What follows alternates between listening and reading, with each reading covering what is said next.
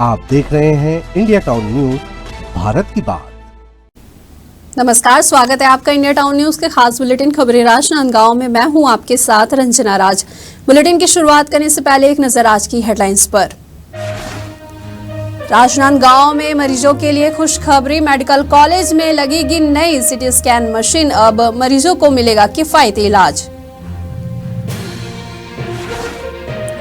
गंडई के शासकीय प्राथमिक शाला में एक गंभीर लापरवाही का मामला आया सामने।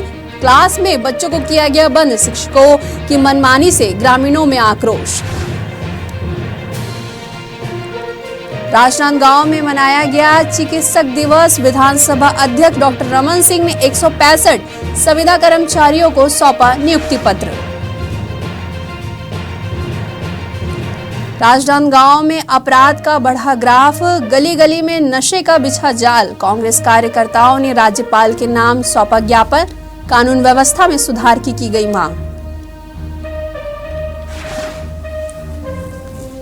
छुरिया में मकड़ी वाली शराब ने मचाई सनसनी, आबकारी विभाग की लापरवाही आई सामने, घटना से स्थानीय लोगों में आक्रोश।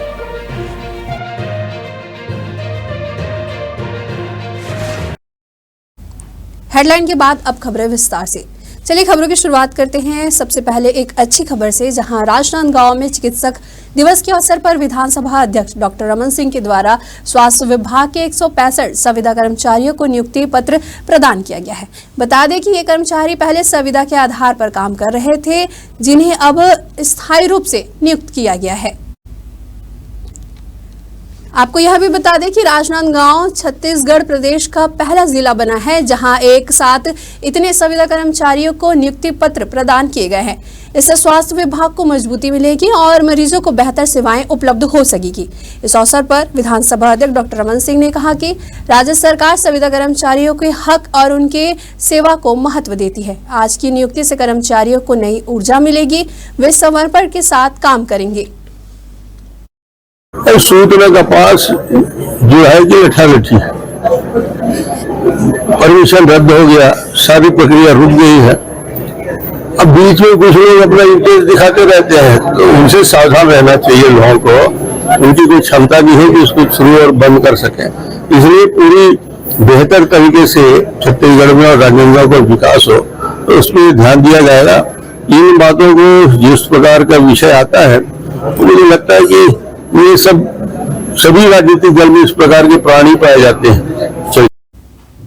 एक और आपको राजनांदगांव से अच्छी खबर बताते हैं, जहां मरीजों को सिटी स्कैन कराने के लिए परेशान होने की जरूरत नहीं होगी, क्योंकि मेडिकल कॉलेज अस्पताल पेंड्री में 128 स्लाइस की नई सिटी स्कैन मशीन पहुंच गई है, जिसका इंस्टॉलेशन इसी महीने कंपनी के द्वारा किया जाएगा। इस कंपनी के स्थापित होने से मरीजों को निजी डायग्नोस्टिक सेंटरों में महंगा खर्च उठाने से छुटकारा मिलेगा और स्वास्थ्य सेवा में सुधार भी होगा।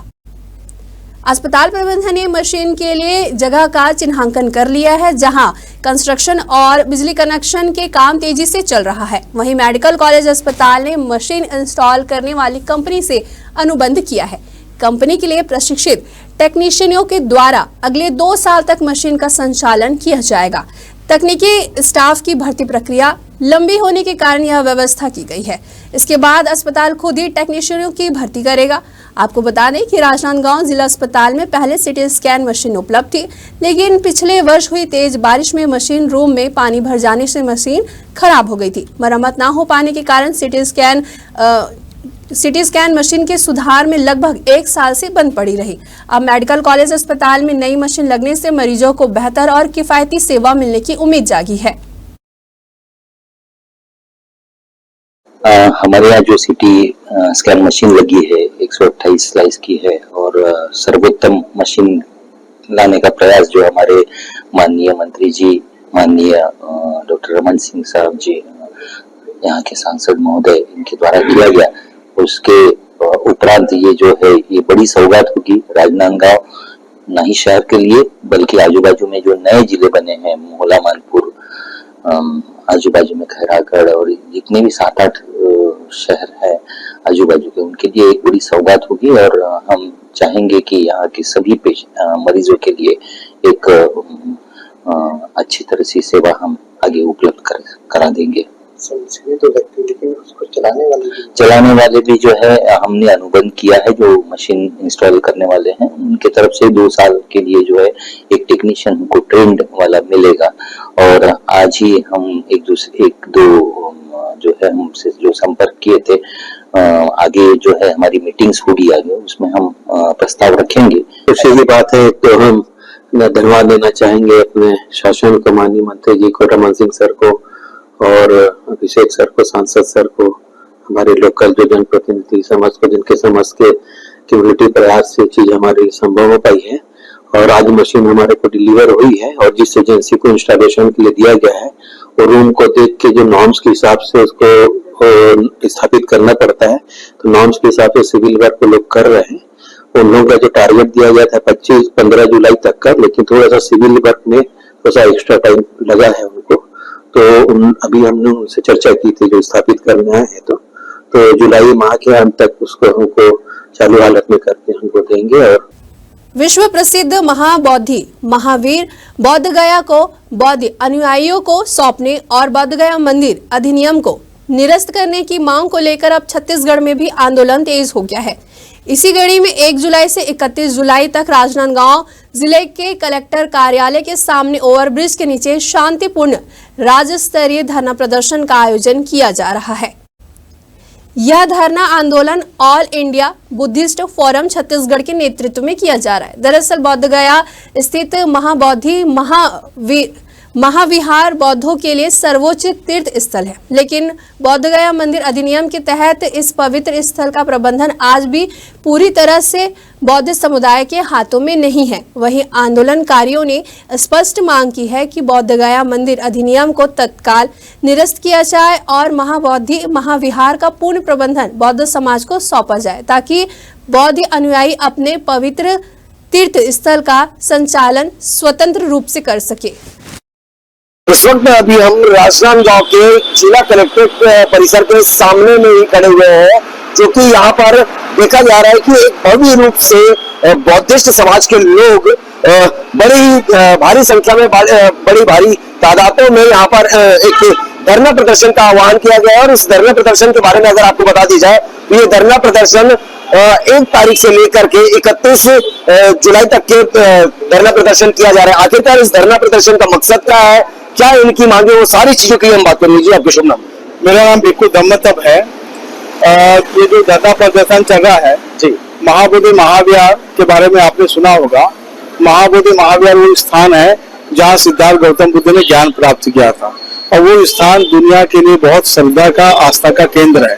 वो महाबोधि महाविहार में महंत का कब्जा है, और महंत का कब्जा होने के कारण जो है, जो बुद्ध धर्म का जो प्रचार प्रसार जो सही ढंग से होना था, जो मतलब प्रचार प्रसार के कारण जैसे सामने ट्रेनिंग सेंटर बनना था, लोगों का ट्रेनिंग सेंटर होना था, और उसके अलावा बड़े बड़े हॉस्पिटल होना था, विद्यालय होना था, आश्रम होना था, ये सब गतिविधि नहीं हुई है।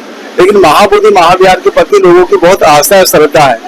1949 जो एक्ट है, बीटी एक्ट है, उस 1949 बीटी एक्ट के खिलाफ हम धरना प्रदर्शन कर रहे हैं। और दूसरी बात, गैर बौद्धों का जो महाबोधि महाविहार पे जो कब्जा है, गैर बौद्धों को निकालकर बौद्धों को पोजीशन मिलना चाहिए। 2 मुद्दे के ऊपर में हम आंदोलन कर रहे हैं। ये आंदोलन 134 साल पुराना आंदोलन है।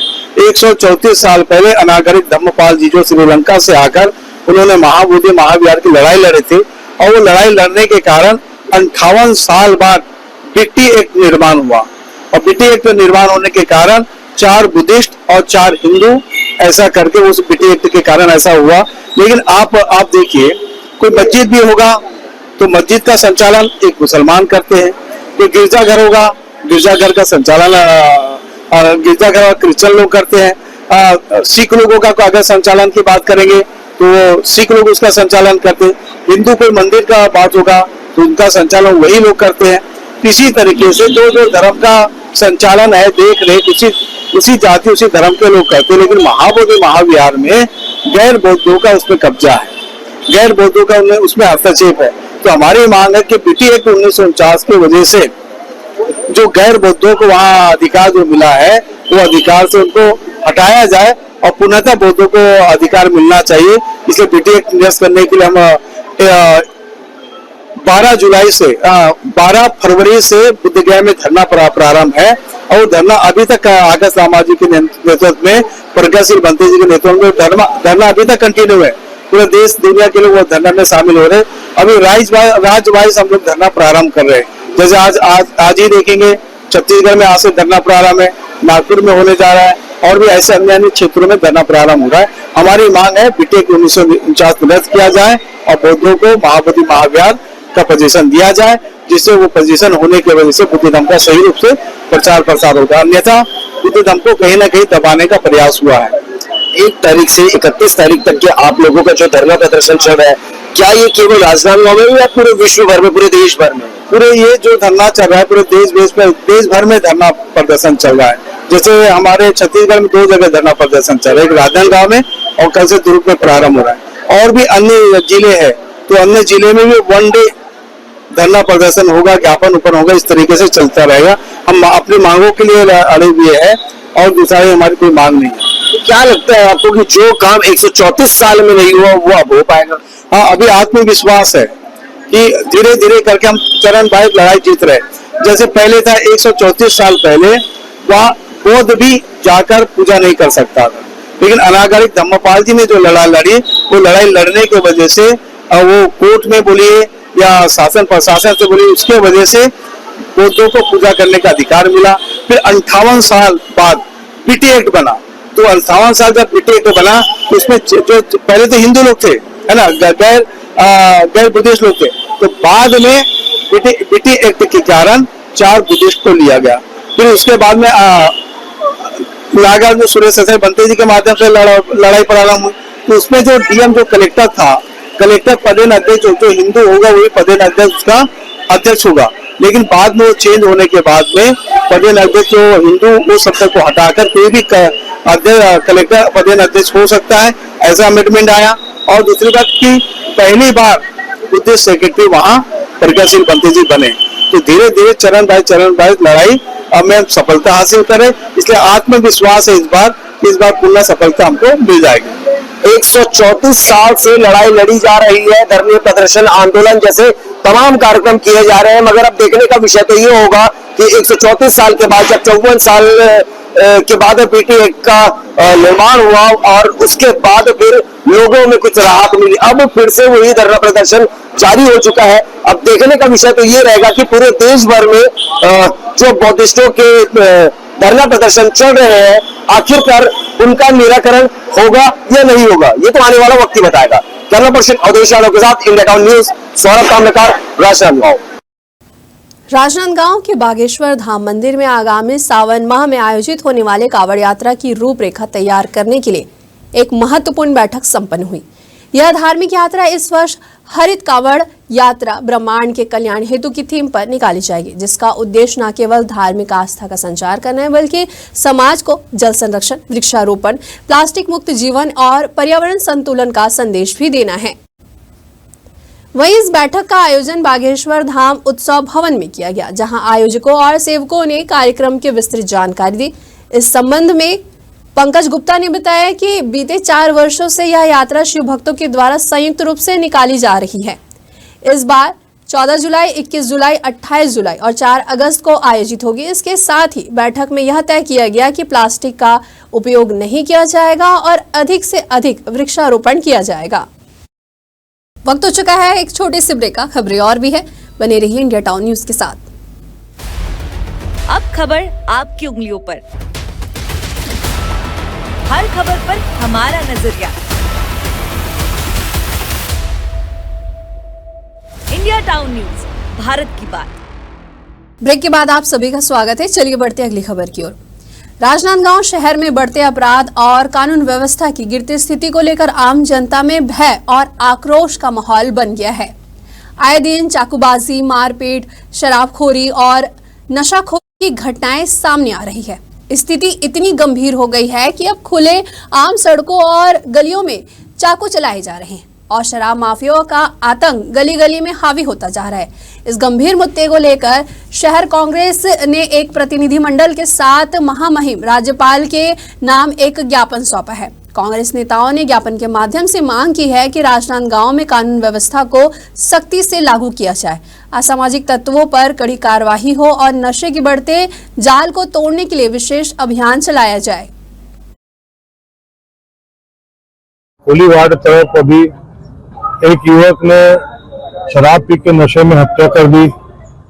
राजनांदगांव में हत्या, बलात्कार जैसी घटनाएं, दुराचार जैसी घटनाएं, यहाँ पर डकैती, चोरी जैसी घटनाएं कितनी ज्यादा हो चुकी है। ये प्रभार मंत्री, जो प्रभार क्षेत्र है गृह मंत्री का, ये उनका जिला है और यहाँ पर आज तक के संस्कारधानी नगरी में ऐसे घटनाक्रम नहीं हुए हैं। आज हर परिवार बहुत तकलीफ में है, नशे की लत सबको लगते जा रही है और परिवार वाले तकलीफ में है, माताएं बहनें तकलीफ में है और घरों से निकलना, घरों का पालन पोषण भी और घरों से निकलना आज के डेट में भय व्याप्त है लोगों के। कब बाहर से क्या हो जाए, कब कहाँ हथियार निकल जाए, कब क्या घटनाक्रम हो जाए, गोलीकांड जैसी घटनाएं होती आ रही है यहाँ पे। और इन परिस्थितियों में आवश्यक है हमको अपनी संस्कारधानी नगरी की सुरक्षा, हम उस राजन और संस्कारधानी की सुरक्षा मांग रहे हैं जहाँ के लोग मांग रहे हैं इस भाजपा सरकार से कि जहाँ के लोग सुखी अमन चैन से जीते हैं, जहाँ संस्कारधानी कहा नगरी कहा जाता है, आज उसमें प्रश्नवाचक चिन्ह लग रहा है और हमारे शहर के लोग बड़े तकलीफ में है। चलिए बढ़ते हैं अगली खबर की ओर, जहां राजनांदगांव शिक्षक साझा मंच के जिला इकाई के शिक्षकों ने अपने विभिन्न मांगों को लेकर एक दिवसीय धरना प्रदर्शन किया है। शिक्षक कलेक्ट्रेट के सामने धरने पर बैठकर अपनी समस्याओं और मांगों को लेकर प्रशासन का ध्यान आकर्षित करने का प्रयास कर रहे हैं। शिक्षकों का कहना है कि उनके साथ अन्याय और युक्तिसंगत कारणों का उल्लंघन हुआ है, वह पूरी तरह गलत है। वे अपनी कई लंबित मांगों को लेकर लंबे समय से संघर्षरत है, लेकिन शासन ने अभी तक उनकी बात नहीं सुनी है। इसलिए शिक्षक संघ सामूहिक अवकाश लेकर धरना प्रदर्शन कर रहे ताकि उनकी मांगों को गंभीरता से लिया जाए। शिक्षक साझा मंच के बैनर तले प्रमुख रूप से 4 मांगों को लेकर आज जिला कलेक्ट्रेट राजनांदगांव के सामने उपस्थित हुए हैं और अपनी मांगों को सरकार के समक्ष रख रहे हैं। हमारी प्रमुख मांगों में है 10 वर्ष जो पूर्ण कर चुके हैं ऐसे शिक्षक साथियों को क्रमोन्नति वेतनमान प्रदान किया जाए। अभी वर्तमान में हमारे बीच की एक शिक्षिका श्रीमती सोना साहू ने सुप्रीम कोर्ट और हाई कोर्ट में इस लड़ाई को लड़ी है और सुप्रीम कोर्ट और हाई कोर्ट ने इस पर निर्णय दिया है जो हमारे पक्ष में है। तो हम सरकार से मांग कर रहे हैं कि सोना साहू के तर्ज पर हम सभी शिक्षक साथियों को क्रमोन्नति वेतनमान प्रदान किया जाए। दूसरी हमारी प्रमुख मांग है पूर्व सेवा अवधि की गणना। पूर्व सेवा अवधि की गणना से मतलब है कि अभी सरकार हमें 2018 से सरकारी शिक्षक के रूप में मान रही है। हमारे पूर्व जो साथी हैं जो 1995 से 1996 से 1998 से सेवा में कार्यरत है, लेकिन उनके मांगों को शून्य कर दिया गया है। शराब पीना स्वास्थ्य के लिए हानिकारक है, यह बात सबने सुनी है, लेकिन छुरिया से एक ऐसी चौंकाने वाली खबर सामने आई है जिसने इस चेतावनी को और भी भयावह बना दिया है। अब सवाल ये उठता है कि आखिरकार आबकारी विभाग किस नींद में सोया है? क्या अब सील पैक शराबी सुरक्षित नहीं रही? दरअसल छुरिया ब्लॉक के ग्राम पंचायत गिंदाटोला में जब एक युवक ने शासकीय शराब दुकान से खरीदी गई सील बंद बोतल खोली तो उनमें मरी हुई मकड़ियां तैरती हुई दिखी। जब युवक ने यह बात शराब दुकान के कर्मचारी को बताई तो उसने इसे महज एक गलती कहकर टालने की कोशिश की और दूसरी बोतल देने की पेशकश कर दी। लेकिन सवाल यह है कि आखिर सील पैक बोतल में मरी हुई मकड़ी आई कैसे? क्या बॉटलिंग के समय मानकों की अनदेखी की गई है, या ये शराब के स्टोरेज में गंदगी और लापरवाही है, या यूं कहें कि तैयार की गई पूरी खेप में ही गड़बड़ी है जो अलग अलग दुकानों में बेची जा रही है। ग्राम पंचायत देवपुरा स्थित शासकीय प्राथमिक शाला में एक गंभीर लापरवाही का मामला सामने आया है, जहां ग्रामीणों, पालकों और जनप्रतिनिधियों में भारी आक्रोश है। आरोप है कि शिक्षकों ने बच्चों को क्लासरूम में बंद कर बाहर से चैनल गेट में ताला जड़ दिया, जबकि शिक्षणगण स्टाफ रूम में पाठ्य पुस्तकों की व्यवस्था करने में व्यस्त थे। इस दौरान बच्चों के द्वारा शोरगुल करने पर आसपास के ग्रामीणों को संदेह हुआ। जब मीडिया मौके पर पहुंची तो पाया गया कि गेट का ताला कुछ समय पहले ही खोल दिया गया था। मौके पर मौजूद ग्रामीणों और जनप्रतिनिधियों ने स्कूल पहुंचकर स्थिति की जानकारी लेनी चाहिए। उसी दौरान कुछ बच्चे स्कूल के मेन गेट के पार करके भागते हुए दिखाई दिए। बताया तो हम लोग भी आए हैं देखने के लिए, लेकिन अभी जाके देखे ना तो वहाँ पे ताला खुला था, खाली बाहर वाला गेट नहीं लगाए थे। बच्चे लोग इधर उधर जाते हैं करके। और मध्याह्न भोजन जो है स्कूल का वो मेनू के अनुसार बच्चों को नहीं परोसा जाता है, इस संबंध में क्या कहना है? और शिकायत भी है और जाके भी आज देखे हैं कि बच्चे को मेनू के हिसाब से ना खाना नहीं मिल रहा है। और अभी प्रधान पाठक मैडम को शिकायत भी की है कि आके बीच बीच में निरीक्षण किया करे करके।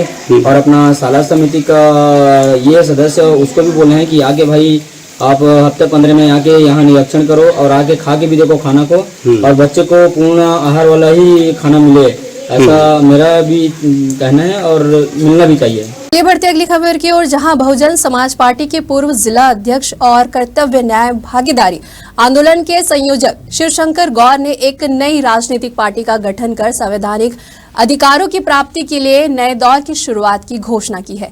आपको यह भी बता दें कि यह जानकारी प्रेस वार्ता के माध्यम से सार्वजनिक की गई है। शिवशंकर गौर ने स्पष्ट किया है कि आज का संघर्ष डंडा झंडा आंदोलन का नहीं है, बल्कि यह जन जागरण और न्यायिक लड़ाई का आंदोलन होगा।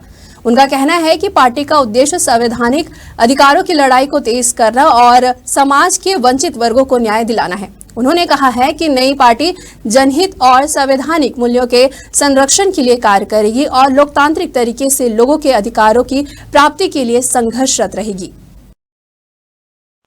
देखिए, इस पार्टी का सबसे पहले तो मैं केंद्रीय टीम का धन्यवाद दूंगा कि उन्होंने छत्तीसगढ़ राज्य का मुझे प्रदेश अध्यक्ष बनाया है। और यहाँ पे जो पार्टी काम करेगी संवैधानिक दायरे में रह के लोगों को अनुशासन डिसिप्लिन में लाके काम करेगी। जो संविधान में उपचार दिए हैं समस्याओं के, उनके अनुसार ही समस्याओं का समाधान करने का काम करेगी। क्योंकि कई जगह हम देखते हैं कि आंदोलन जो होते हैं, आंदोलन की जो भूमिका है वो रोड पर नारेबाजी करना, रोड जाम करना, ये अनुशासन नहीं है। मुझे ऐसा लगता है कि संविधान में सारी समस्याओं का समाधान है, तो उन्हीं के माध्यम से हम जनता के बीच में जाएंगे और उनको उन संवैधानिक अधिकारों दायित्वों के बारे में उनको समझाएंगे कि आपकी जो समस्या है वो संवैधानिक देश की समस्या है, तो संवैधानिक रूप से ही उनको सॉल्व किया जा सकता है। इसके लिए हम प्रत्येक विधानसभा में 10-10 एडवोकेटों की टीम गठित करेंगे और उनके द्वारा ही वहां पे उन समस्याओं का समाधान किया जाएगा। कलेक्टर हो गया, एसडीएम कार्यालय हो गए, तहसील ऑफिस हो गई, नगर पालिका नगर पंचायत हो गए, वहां पे हम अपनी टीम का एक सदस्य बिठा लेंगे, जो कि वहां पे कोई भी अधिकारी कर्मचारी यदि उनको काम नहीं करता है तो हमारा एडवोकेट वहीं पर उस काम को करवाने के लिए सक्षम साबित होगा। हमारे खास बुलेटिन खबरें राजनांदगांव में फिलहाल इतना ही। मुझे दीजिए इजाजत, नमस्कार। आप देख रहे हैं इंडिया टाउन न्यूज, भारत की बात।